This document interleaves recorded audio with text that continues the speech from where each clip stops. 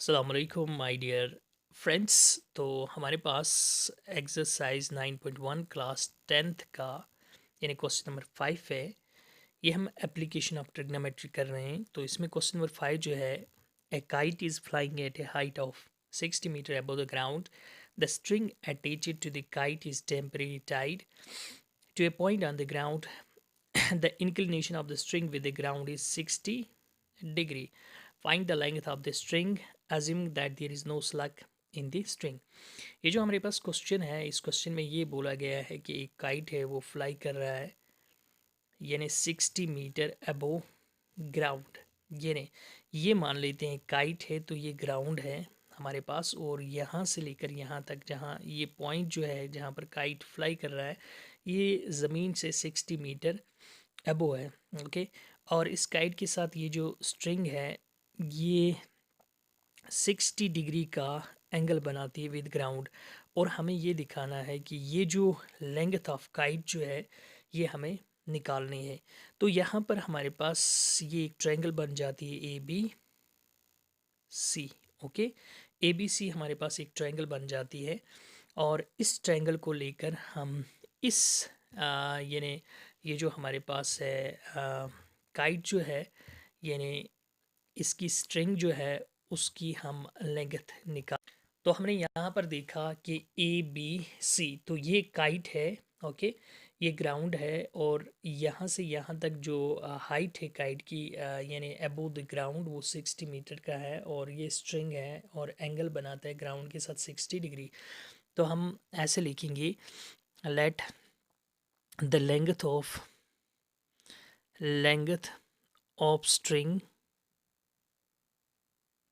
Okay, यानी length of string जो है हमारे पास, मान लेते हैं इसको ए सी है। ओके, तो हम ये ट्रायंगल ले लेते हैं in triangle. Okay, in triangle A B C. Okay, A B C. तो ए सी हमें निकालना है, तो ऐसे लिखेंगे A C divided by B C. Okay, तो अब हम देखेंगे ये कौन सा रेशियो बनता है। तो ये हमारे पास एक्यूट एंगल है, इसका अपोजिट जो होगा वो परपेंडिकुलर होगा, और ये हाइपोटेन्यूज है। अगर हमारे पास ऐसा है हाइपोटेन्यूज अपन परपेंडिकुलर, तो ये हमारे पास कोसिक रेशियो बनता है। सो यहाँ पर भी हमारे पास ये ए सी जो है हाइपोटेन्यूज है, ये परपेंडिकुलर है, तो ये बनेगा hypotenuse upon perpendicular cosec. Okay, angle theta की जगह 60 डिग्री।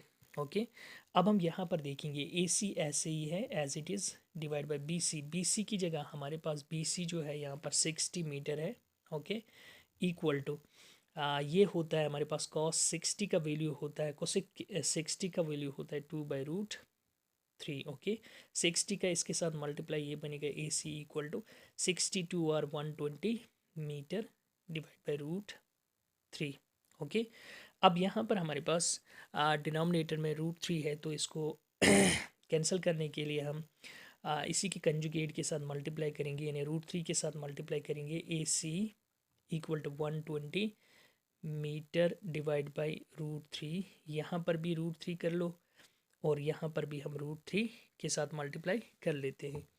तो हम इसको ऐसे लिखेंगे, ए सी हमारे पास जो बनेगा A C equal to 120√3 metre divided by √3 का स्क्वायर। ओके, यहाँ पर हमने किया √3 इंटू √3 का स्क्वायर, और √3 इंटू 120 वो हमारे पास ये बना स्क्वायर, एंड रूट यहाँ से कैंसिल होगा। ए सी बनेगा हमारे पास 3 1 r 3 40 r, सो 40√3 मीटर। तो हमने यहाँ पर देखा ए सी जो हमारे पास निकला, यानी जो लेंथ निकली ए टू सी से, ये हमारे पास 40√3 मीटर की निकली। और हमने यहाँ पर देखा कि लेंथ ऑफ स्ट्रिंग, जो लेंथ ऑफ स्ट्रिंग की थी वो हमारे पास 40√3 बनी। सो आई होप कि आपको ये बात समझ